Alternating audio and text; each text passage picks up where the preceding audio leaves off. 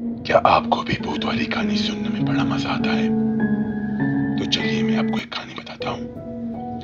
2020 lockdown लगा था जब, ये तब की बात है जब सारा नाम के यूट्यूबर ने अपने यूट्यूब के चैनल के व्यूज बढ़ाने के लिए एक पुरानी हवेली में जाने का फैसला किया। वो हवेली एक गांव में थी। मगरिब के बाद उस हवेली के अंदर कोई भी जाने की हिम्मत नहीं करता था। सारा ने फैसला किया कि वो उस हवेली में जाएगी और अपने YouTube के लिए वीडियोस बनाएगी। जब वो हवेली की तरफ बढ़ी तो रात का अंधेरा उसे घेरने लगा। उसे रास्ते में अजीब अजीब आवाजें सुनाई देने लगी। जैसे ही वो हवेली के अंदर पहुंची, उसने देखा कि हवेली का दरवाजा पहले से ही खुला हुआ था। सारा जैसे हवेली के अंदर पहुंची तो उसे अजीब अजीब चीजें दिखने लगी। वो एकदम डर गई। उसने कहा शायद ये मेरा वहम है, क्योंकि सारा भी भूतों पर यकीन नहीं करती थी। वो हवेली बहुत ही बड़ी थी। सारा पूरे हवेली में अकेले घूम रही थी। उसे ये नहीं पता था कि हवेली के अंदर उसके अलावा और कोई भी था। तो सारा को वहां पर एक काला साया दिखा। सारा वहां से भाग गई और दूसरे रूम में चली गई।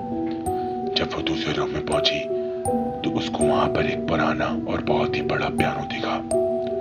उसने कहा कि मैं पियानो बजाऊंगी। जैसे ही उसने पियानो को हाथ लगाया, पियानो खुद ब खुद अलग अलग ट्यून्स में बजने लग गया।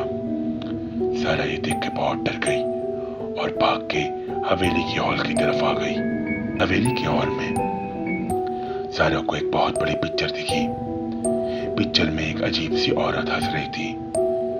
जब सारा ने उस पिक्चर को गौर से देखा तो उस पिक्चर में सारा ही थी।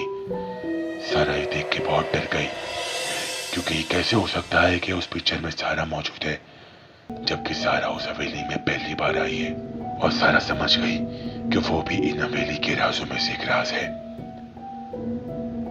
उस हवेली के सायों ने सारा को बताने की कोशिश की कि कैसे हमने तुम्हें इधर बुलाया है। रात का गहरा सन्नाटा सारा को अपने अंदर जकड़ रहा था। आखिर में रात बहुत हो गई और सारा ने देखा दोबारा से उस पिक्चर के अंदर कि किस तरह से सारा के बाप ने उन मासूम लोगों को मारा और उसी हवेली में दफनाया। इस कहानी का पार्ट 2 जल्दी आएगा। सब्सक्राइब।